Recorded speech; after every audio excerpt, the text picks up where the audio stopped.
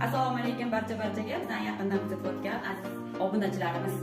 Demak, eng ko'p tushgan savollarimiz mana shu dars jarayonida qo'llayotgan metodlarimizni doskaga yopishtirish jarayonida buni nima bilan yopishtirgansiz, qanday yopishyapti degan savollar kelib tushgan. Mana shu ko'rgazmalarimizni hammasini yopish jarayonida metrajli magnitdan foydalanamiz. Orqasiga yopishtiriladi, shuni o'qib ketaverasiz.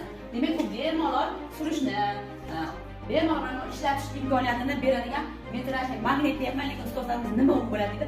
Mana shunaqangi qora rangda bo'ladi magnitimiz va orqa tomoni oq rangda bo'ladi.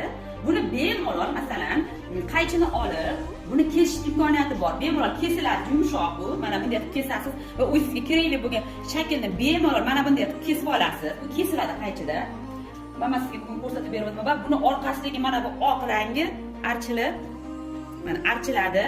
Olib tashlaysizda va bemalol mana bu ko'rgazmangizni orqasiga yopishtirasiz. Yopishib qoladi bemalol va buni olib kelib doskaga yopishtirsangiz bemalol ushlab turadi. Agar siz mana bunday rangli magnitlardan foydalanardik, mana shu magnitlar agar doskangizga yopishadigan bo'lsa, demak hozirgi sizga ko'rsatgan mana metrajli magnitimiz bemalol mana shu doskaga yopishadi. Mana shu magnitlar yopishadi. Chunki mana bu magnit yopishgan doskaga albatta magnitlardan yopishadi. E'tiboringiz uchun rahmat.